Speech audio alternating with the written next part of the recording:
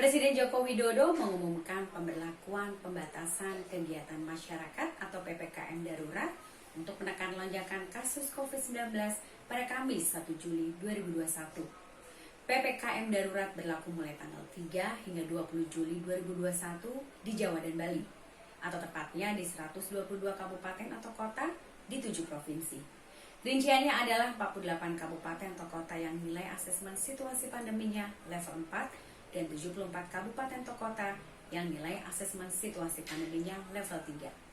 Kriteria penilaian kabupaten atau kota merujuk pada acuan WHO, yakni berdasarkan indikator laju penularan kasus kabupaten atau kota yang tergolong pandemi level 3 adalah kasus terkonfirmasi positif 50 sampai dengan 150 per hari, penambahan kasus perawatan di rumah sakit 10 sampai 30 kasus, dan jumlah kematian 2 sampai 5 orang per hari. Sedangkan kabupaten atau kota yang tergolong pandemi level 4 adalah yang kasus terkonfirmasi positif di atas 150 kasus per hari, penambahan kasus perawatan di rumah sakit lebih dari 30, serta jumlah kematian lebih dari 5 orang per hari. PPKM darurat mencakup antara lain 1. Semua karyawan sektor non-esensial bekerja dari rumah atau 100% work from home atau WFH.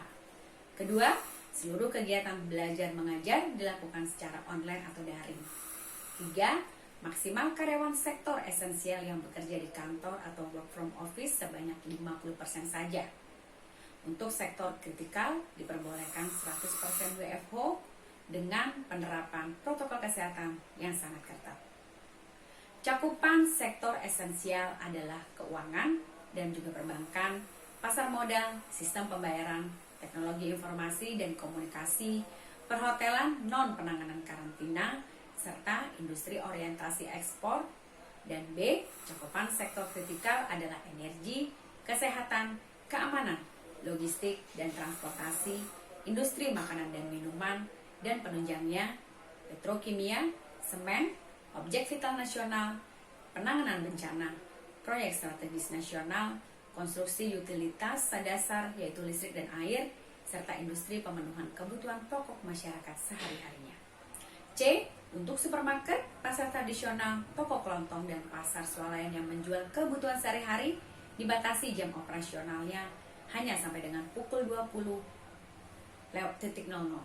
waktu setempat dengan kapasitas pengunjung 50% saja.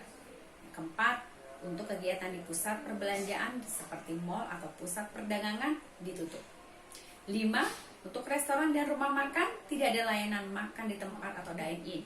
Seluruhnya harus delivery order atau take away. 6. Untuk kegiatan konstruksi, baik itu tempat konstruksi dan lokal proyek tetap beroperasi 100% dengan menerapkan protokol kesehatan yang sangat ketat. 7. Untuk tempat ibadah mulai dari masjid, musola, gereja, pura, vihara, kelenteng, serta tempat umum lainnya yang difungsikan sebagai tempat ibadah ditutup sementara. 8. Untuk fasilitas umum, area publik, taman umum, tempat wisata umum dan akan ditutup sementara. 9. Untuk kegiatan seni atau budaya, olahraga dan sosial kemasyarakatan, termasuk lokasi seni budaya, sarana olahraga dan kegiatan sosial yang dapat menimbulkan keramaian serta kerumunan ditutup untuk sementara. 10. Untuk transportasi umum, baik itu kendaraan umum, angkutan massal, taksi, konvensional dan juga online, dan kendaraan sewa atau rental diberlakukan dengan pengaturannya kapasitas maksimal 70%. 11. Untuk resepsi pernikahan dihadiri maksimal 50 orang saja dengan menerapkan protokol kesehatan secara lebih ketat dan tidak diperkenankan untuk makan di tempat resepsi. Makanan tetap dapat disediakan dengan wadah tertutup dan untuk dibawa pulang.